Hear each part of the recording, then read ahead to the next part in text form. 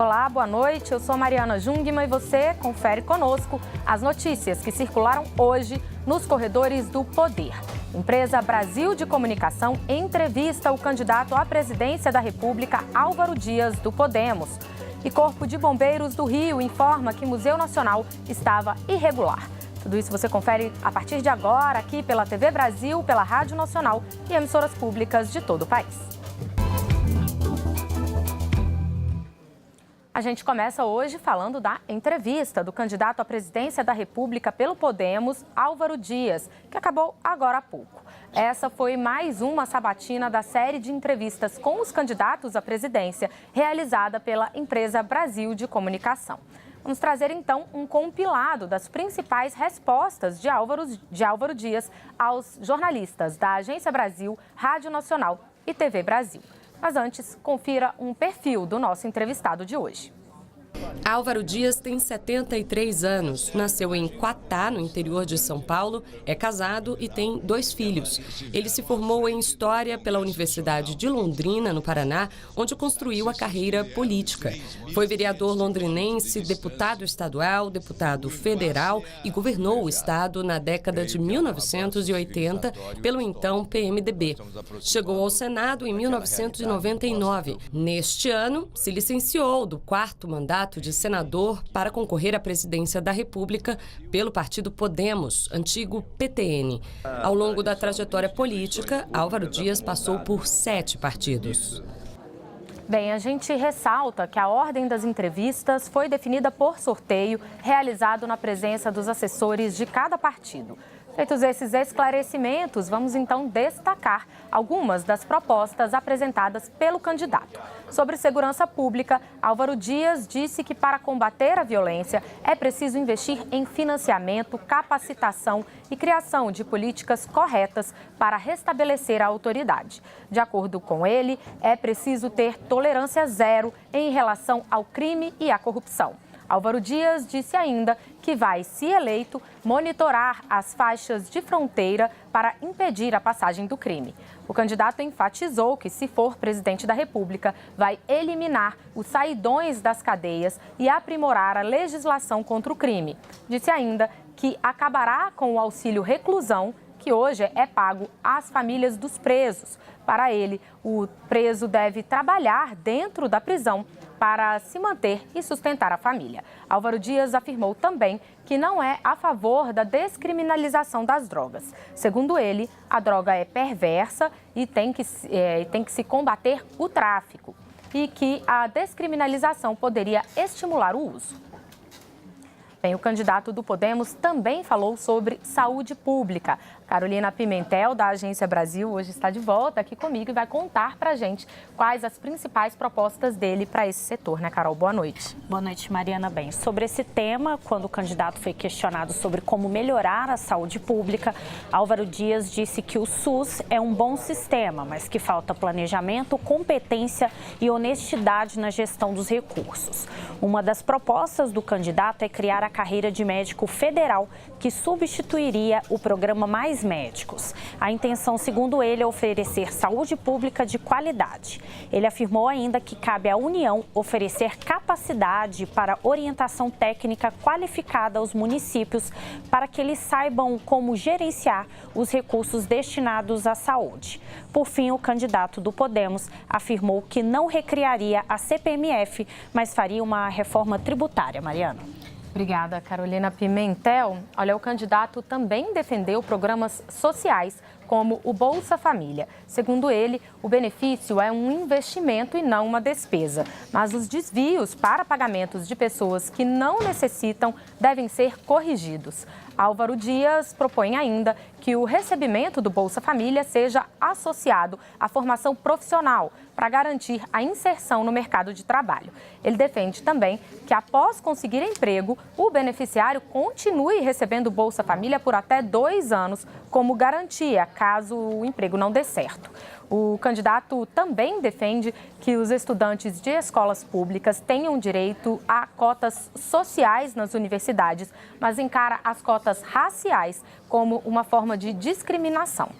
Ainda sobre educação, Álvaro Dias propõe melhoria da gestão para garantir também a melhoria do ensino básico. Segundo ele, o Brasil já investe proporcionalmente mais que os Estados Unidos em educação, mas há problemas de gestão, planejamento e honestidade no uso desses recursos. Segundo o candidato, o ensino infantil de 0 a 6 anos deve ser priorizado.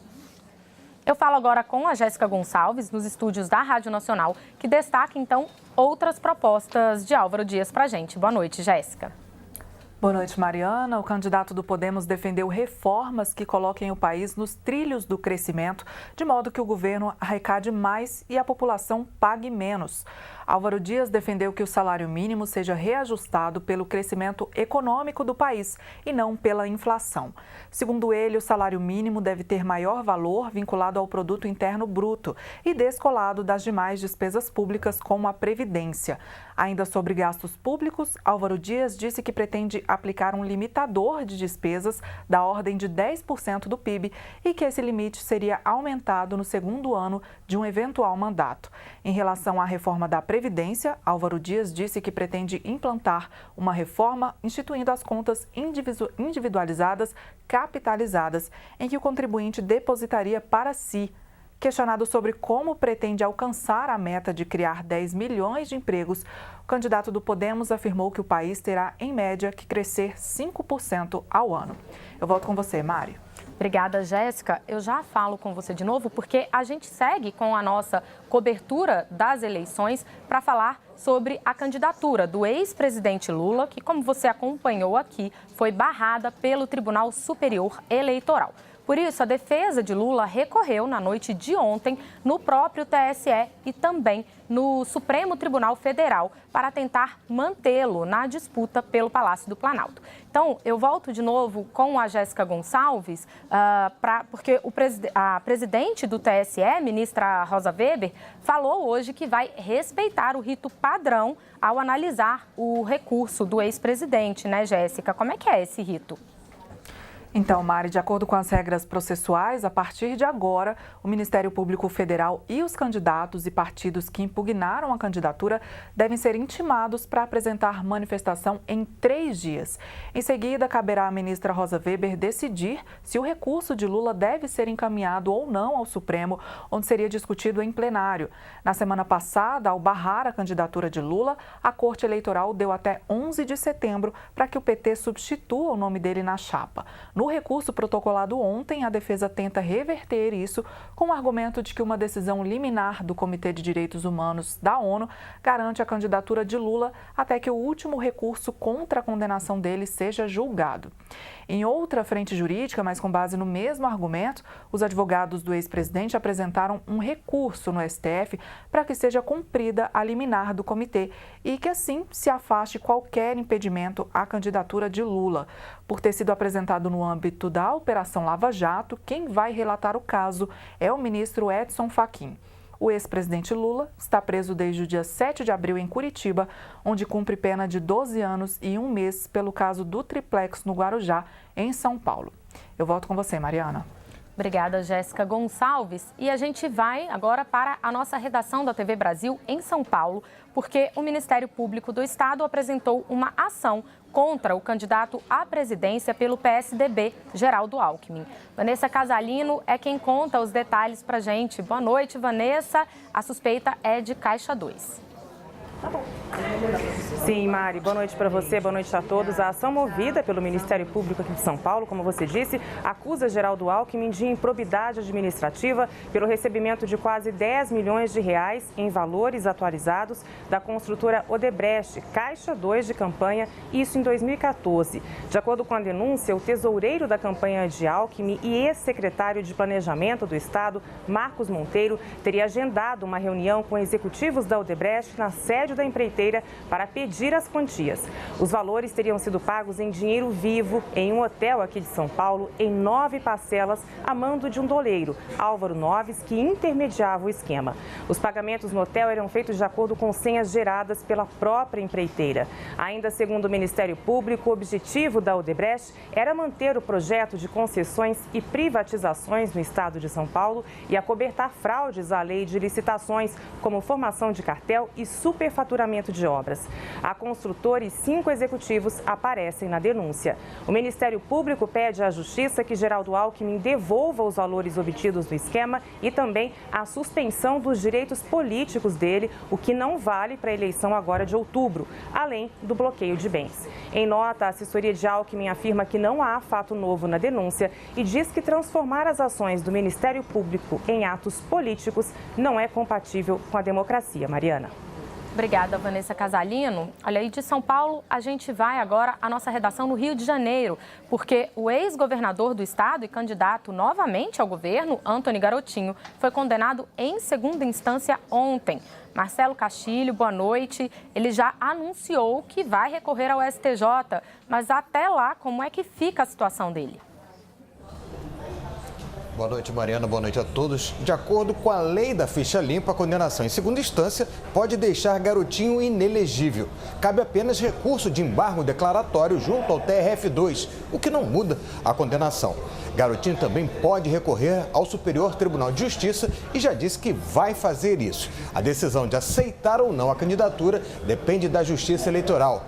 E o Ministério Público Eleitoral anunciou que vai aguardar a publicação do acórdão, documento que oficializa a decisão para pedir novamente a rejeição da candidatura de Garotinho e o enquadramento dele na lei da ficha limpa. Em agosto, o Ministério Público Eleitoral já havia pedido a impugnação do candidato do PRP ao governo do Rio.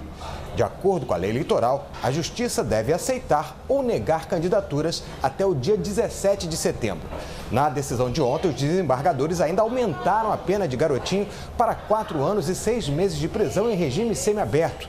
Em 2010, Garotinho foi condenado a 2 anos e 6 meses de reclusão em regime aberto por formação de quadrilha. Durante o seu governo e de sua mulher, Rosinha Mateus, Garotinho teria se associado a outras pessoas, como seu ex-chefe de Polícia Civil, Álvaro Lins, para nomear delegados em delegacias estratégicas a fim de beneficiar o contraventor Rogério de Andrade na exploração de máquinas caça-níqueis, recebendo propinas em troca. Mariana. Obrigada, Marcelo Castilho. No próximo bloco, a gente traz mais notícias dos corredores do poder para você. Daqui a pouquinho, a gente já volta. Olá, eu sou Mariana Jungmann e você confere conosco as notícias que circularam hoje nos corredores do poder. A gente retoma com a atualização das informações sobre a tragédia do Museu Nacional.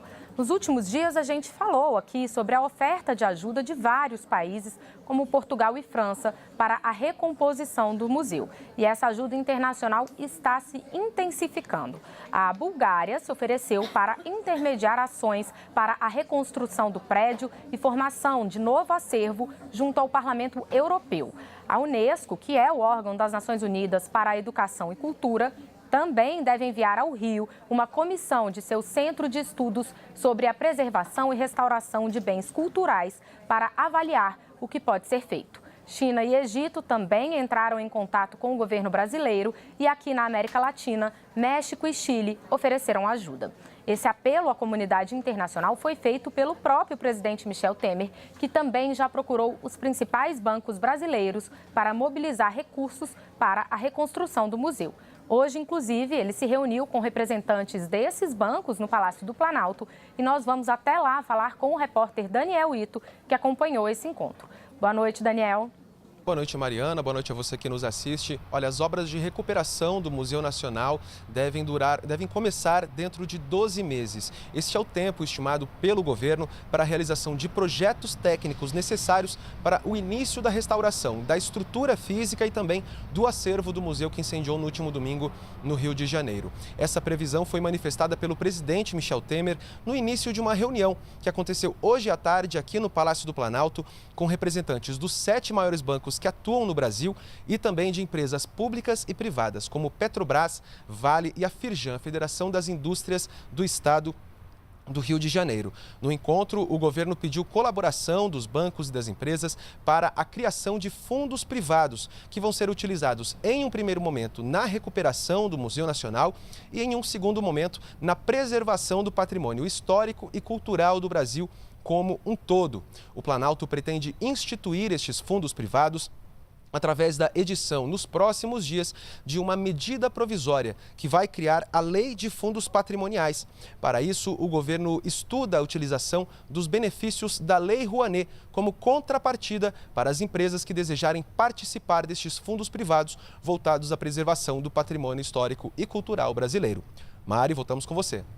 Obrigada, Daniel Ito. Olha, e lá no museu, os bombeiros ainda trabalham no prédio que pegou fogo no último domingo. Vamos até o Rio novamente, então, porque o Marcelo Castilho está acompanhando isso e vai falar para a gente qual o trabalho que eles ainda estão realizando no prédio do museu, né, Marcelo? Mariana, a preocupação deles é evitar ameaças e eventuais focos de incêndio sobre os escombros. E hoje os bombeiros informaram que o museu estava em situação irregular no que diz respeito à legislação de segurança contra incêndio e pânico. A instituição não possuía certificado de aprovação em dia. O prédio, que não tem seguro, precisava de portas corta-fogo e de brigadistas de incêndio. O Corpo de Bombeiros, no entanto, diz que apenas faz o laudo, mas não é responsável em emitir o alvará de funcionamento. O fato é que o museu permaneceu aberto à visitação, mesmo não estando em dia com seus papéis. As condições precárias do museu já estavam sendo investigadas pelo Ministério Público Federal havia 2 anos. Enquanto isso, continuam as buscas pelo que ainda pode ser salvo do acervo. Para o trabalho de resgate, os recursos emergenciais prometidos pelo Ministério da Educação devem financiar ações como o mapeamento aéreo com uso de drones, além da instalação de uma cobertura para proteger o prédio da chuva e também do vento. O Laboratório de Conservação e Restauração está pronto para receber o que for encontrado, mas só depois do prédio ser liberado pela Defesa Civil e pela Polícia Federal, que investiga as causas do incêndio. E hoje, peritos da Polícia Federal começaram um trabalho de escaneamento do que sobrou da fachada do Museu Nacional. Eles vão criar uma maquete virtual em 3D do prédio, que será comparada com a estrutura antiga, e esperam entender como o incêndio começou. Mari. Obrigada, Marcelo Castilho. Bem, a gente muda de assunto porque foi publicada hoje no Diário Oficial da União a nova tabela com os preços mínimos dos fretes. Por isso eu falo novamente com a Carolina Pimentel aqui ao meu lado. Carol, de quanto foi esse aumento? Bem, Mariana, os reajustes variam de 1,66% a 6,24%, dependendo do tipo de carga e da distância percorrida. O impacto médio nos valores ficou em 3%. A nova tabela foi feita em respeito à lei que determina que os valores mínimos devem ser reajustados sempre que o preço do óleo diesel sofrer uma variação acima de 10%. E os novos valores foram definidos depois de uma reunião entre integrantes do governo e da Agência Nacional de Transportes Terrestres, ANTT. A tabela já em vigor considera o preço mínimo por quilômetro, o eixo e a carga transportada, além dos custos. A ANTT já tinha anunciado que ia elaborar uma nova tabela depois que a Petrobras divulgou na semana passada o reajuste de 13% no preço do litro do óleo diesel nas refinarias. Definida em maio pelo presidente Michel Temer por meio de uma medida provisória, a tabela é resultado de uma negociação entre o governo, transportadoras e caminhoneiros. No entanto, os valores são definidos, Mariana, pela ANTT. Carol, a gente lembra que a criação dessa tabela foi um dos pontos do acordo do governo para encerrar a greve dos caminhoneiros em maio e que ela passou por aprovação no Congresso Nacional. Mas ainda há questionamentos sobre ela no Supremo Tribunal Federal. E outro ponto desse acordo do governo com os caminhoneiros foi o subsídio ao preço do óleo diesel. E ontem, o Senado também aprovou a medida provisória que trata disso. Vamos falar com a Jéssica Gonçalves novamente, que tem os detalhes dessa e de outras votações que aconteceram lá no Congresso. Jéssica. Mariana, essa medida provisória estende um desconto de 46 centavos no litro do óleo diesel até o dia 31 de dezembro. O total de recursos direcionados ao subsídio será de 9 bilhões e meio de reais.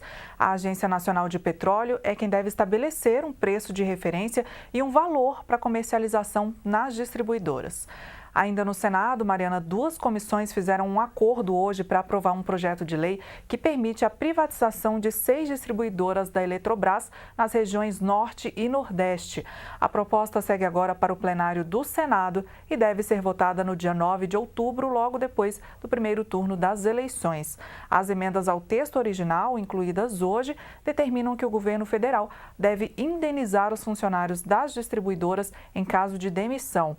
Também foi incluída a continuidade do programa Luz para Todos e foi determinado que a dívida da Amazonas Energia não pode ser transferida para o consumidor, caso a empresa seja liquidada. Lembrando que todas essas decisões ainda vão passar por nova votação em plenário.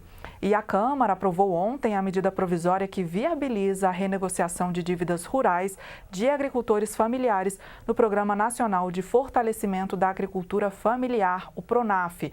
A medida serve para contratos feitos em 2006, 2007 e 2011.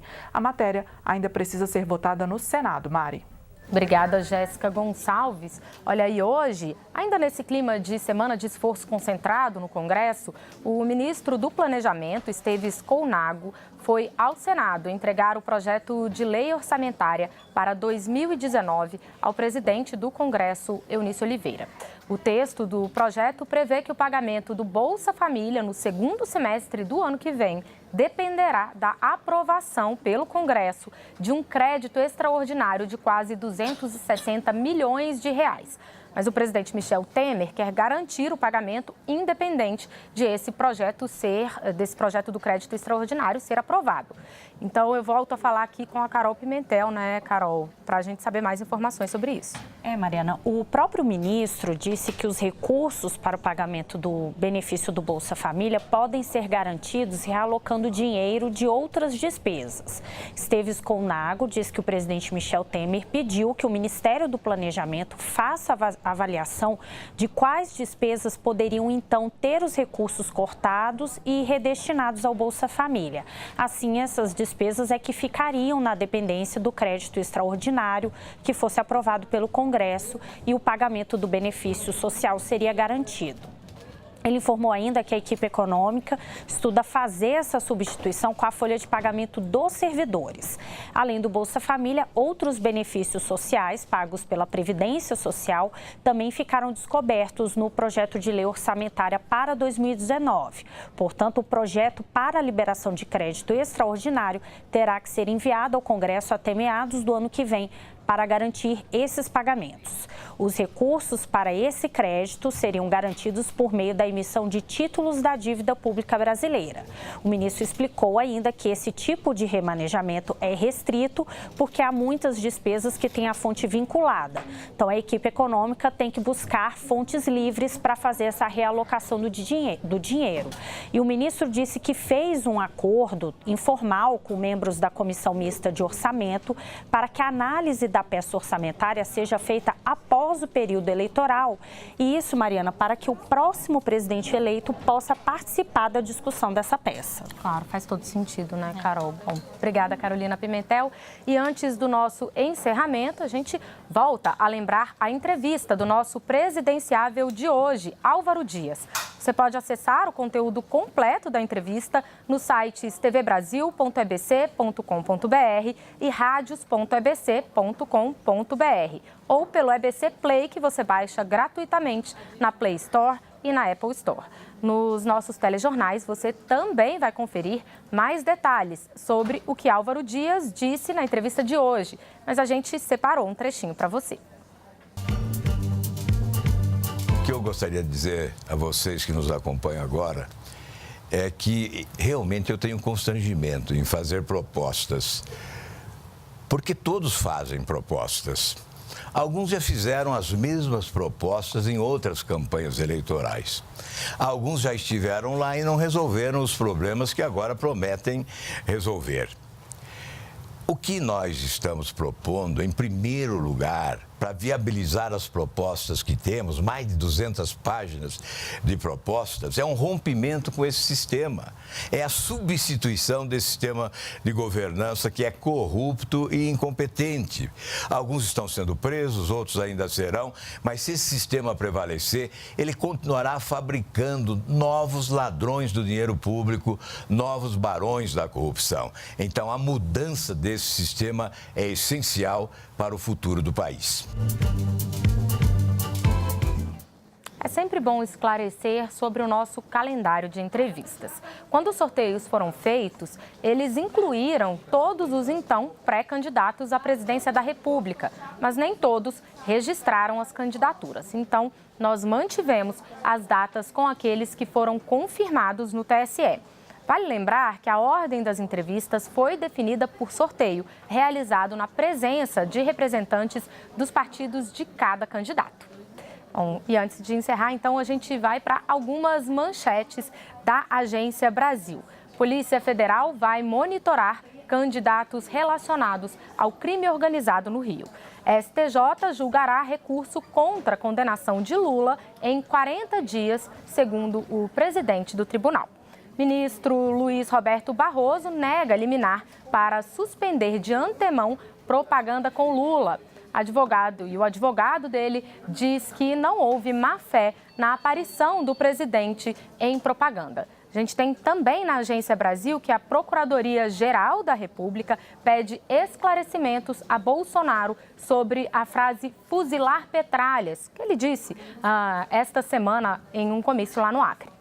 A Organização dos Estados Americanos faz sessão extraordinária sobre migração de venezuelanos. Olha, a gente lembra a você que todas essas notícias, então, estão em agenciabrasil.abc.com.br e você também acompanha isso nos nossos noticiários, tanto aqui na Rádio Nacional quanto na TV Brasil. Para você, uma ótima noite. A gente te espera de novo aqui amanhã. Até lá.